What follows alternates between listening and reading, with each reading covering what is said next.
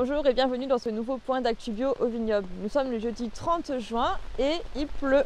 Normalement, dernier jour de pluie avant une semaine plutôt ensoleillée la semaine prochaine. Au niveau des stades phénologiques, les grappes avancent très vite. On est quasiment globalement en début fermeture partout, voire fermeture de la grappe dans les parcelles très avancées.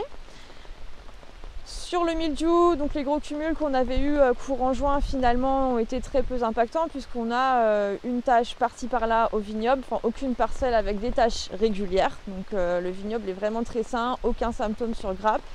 Quelques cycles sont encore en cours jusqu'à ce week-end et puis les pluies d'aujourd'hui, les taches devraient apparaître au milieu de semaine prochaine. Donc là sur la stratégie, un renouvellement courant la semaine prochaine suite au lessivage d'aujourd'hui et avec 150 à 200 grammes de cuve métal, et il se peut que ce soit le dernier si la météo reste belle et que le vignoble reste sain. Alors du coup, actualité Oïdium. Oïdium, on est vraiment tout proche de la fin des problèmes, on va dire. Sur la partie des meuniers qui sont vraiment bien fermés, on peut envisager d'arrêter les traitements ou éventuellement une dernière application la semaine prochaine sur renouvellement mildiou. Et globalement, à grande échelle, on va pouvoir passer par un dernier renouvellement sur les pinots et les chardonnays. Pour renouveler ce qui aurait pu être légèrement humidifié par cette légère brise torrentielle qui nous tombe sur la tronche en ce moment même. Concernant les extraits végétaux qui peuvent être appliqués en ce moment, vu que les vignes sont très saines, on peut se permettre d'appliquer encore de la tisane d'ortie pour son aspect apport de nutriments notamment.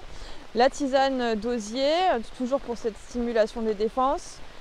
La camomille s'il fait un temps plutôt ensoleillé la semaine prochaine, et l'Achillée millefeuille comme ce qu'on dit depuis plusieurs vidéos maintenant, pour l'aspect riche en composés soufrés, donc plutôt axé pour l'oïdium. Du coup, petit point travail du sol rapide. Un dernier passage d'entretien d'ici le 14 juillet peut être fait. Après, il sera temps de ranger le matériel pour cette saison avant les vendanges. Et puis, tout sera parfait. Si l'été continue comme ça, la vendange généreuse pourra grossir gentiment et mûrir.